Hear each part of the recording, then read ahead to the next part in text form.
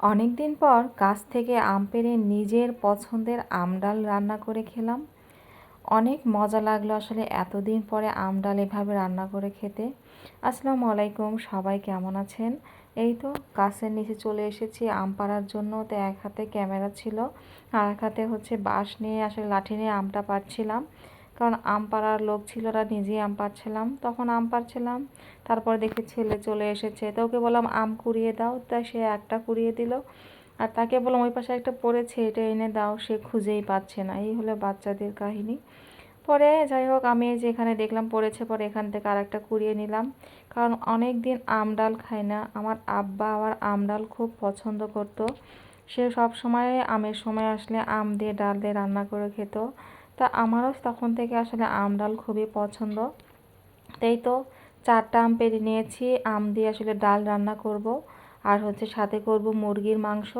তো মুরগির মাংস আবার বাচ্চারা খাবে, আম ডাল আবার ওরা কেউ খেতে চায় না। আমার ছেলে আবার পছন্দ করে। তা আমি হচ্ছে আবার আম ডাল আমার খুবই পছন্দ। তো ডাল হচ্ছে ফ্রিজে রাখি, ফ্রিজে রাখলে আসলে কি হয়, ডালটা নষ্ট হয় না, অনেক দিন ভালো থাকে, ডালে কোনো ইয়ে হয় না। তো এখানে ডাল ফ্রিজ থেকে বের করে নিয়ে এসে একটু ঢেলে নিলাম, অল্প করে রান্না করব। তো এখন হচ্ছে ডালটা হচ্ছে একটু ধুয়ে নিব পরিষ্কার করে। তো এক হাতে যেহেতু ফোন ধরে আছে, আর এক হাতে ধুয়ে নিচ্ছি, পরিষ্কার করে নিচ্ছি। এভাবে হচ্ছে 5-6 বারের বেশি ধুয়ে নিতে হবে, যতক্ষণ পর্যন্ত আসলে সাদা পানি না বের হয়।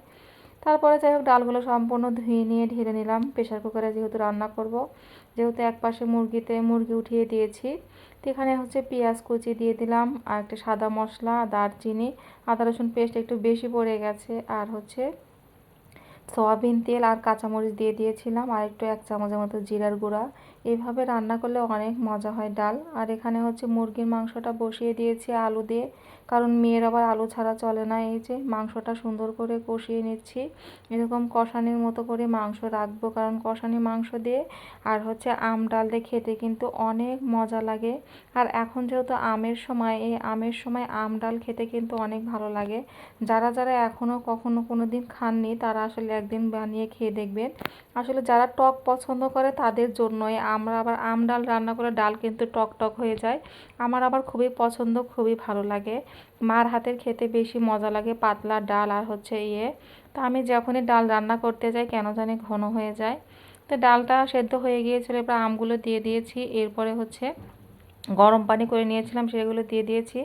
মুরগির মাংসটা হয়ে গেছে, ডালটাও একদম পানি ফুটিয়ে নিয়েছি। এখানে হচ্ছে সম্বার বা তেলানি বলে যেটা, সেটা দিয়ে নিব। আসলে আমরা এখানে তেলানি বলেই জানি, আসলে অনেকেই সম্বার বলে।